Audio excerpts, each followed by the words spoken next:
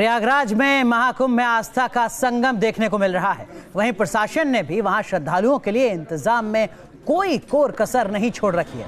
आज कुंभ में स्नान करने आए श्रद्धालुओं पर हेलीकॉप्टर से पुष्प वर्षा की गई। आप इन तस्वीरों में देख सकते हैं, श्रद्धालुओं के ऊपर उड़ान भर रहे इस हेलीकॉप्टर से नीचे फूल गिराए जा रहे हैं। इससे पहले मकर संक्रांति के दिन भी साधु संतों और श्रद्धालुओं पर पुष्प वर्षा की गई थी। संगम यानी मिलन संस्कृतियों का, मिलन विचारों, मिलन वेशभूषा का। तो प्रयागराज कुंभ में ये संगम रसोई में भी दिखता है। संतों की रसोई में ना पकवानों की कमी है और ना अलग अलग जायकों की। बड़ी कड़ाही में तले जा रहे हैं समोसे, कहीं मालपुआ पर जोर है, कहीं पक रही है खिचड़ी। ये संतों की रसोई है। प्रयागराज में संगम तट पर अलग अलग जायके का भी संगम है। प्रयागराज में आस्था का मेला लगा है, साधु संतों का जमावड़ा है, तो दूर दूर से आने वाले भक्तों का तांता है। और संतों की रसोई में हर भक्त के लिहाज से बन रहे हैं पकवान।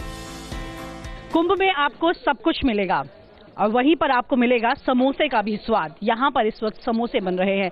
जरा सोचिए कि कौन ये कहता है कि कुंभ में समोसा भी मिल सकता है, क्योंकि सात्विक खाने में नहीं कहा जाता है, क्योंकि तला हुआ होता है, ज्यादा मिर्च मसाले का होता है।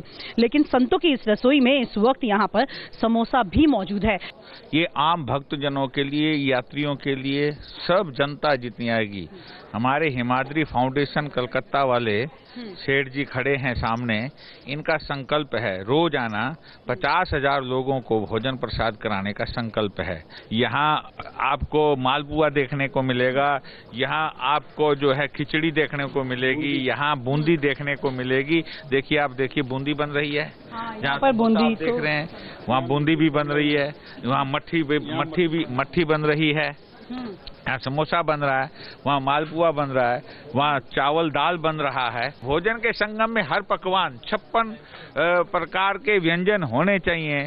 56 प्रकार, जैसे 56 भोग होता है, तो जब भगवान को 56 भोग लगता है, तो जब हमारा मन करता है कुछ खाने को, तो इस जनता का, उन महात्माओं का, उन तपस्वियों का, यात्रियों का भी कुछ मन तो होगा, कुछ चटपटा भी खाया जाए, कुछ सात्विक। परंतु यहाँ जो बन रहा है वो एकदम सात्विक, यूँ कहूँगा। इसमें लहसुन नहीं है, प्याज नहीं है, मसाले कम हैं। इसको मैं भोजन का भी संगम कहता हूँ।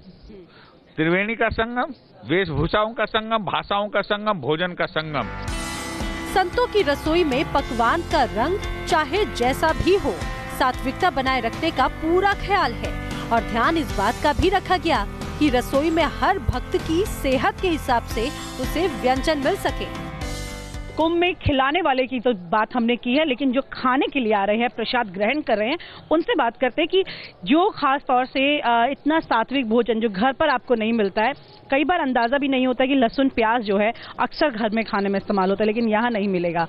तो क्या फर्क आप अपने स्वभाव में महसूस करते हैं? सात्विकता जो है उसका बहुत इम्पोर्टेंस है, और अन्न जो है अगर सात्विक जाएगा तो उससे विचारों में और भावनाओं में परिवर्तन होता है। अगर हम तामसिक भोजन करते हैं तो उसमें आपके विचारों में अलग परिवर्तन आता है। उसमें मानसिकता जो होती है वो, उसमें बहुत शांति फील होती है, और सात्विक खाना से आपके विचारों में अच्छा लगता है। तो संगम नगरी में आस्था हिलोरे मार रही है। संतों के संग भक्त उसमें गोते लगा रहे हैं। साधु संतों के अमृत वचनों का लुत्फ उठा रहे हैं, तो उनकी रसोई से दिव्य अनुभूति कराने वाले पकवान का प्रसाद भी पा रहे हैं। प्रयागराज से विनीता यादव के साथ टीम न्यूज़ नेशन।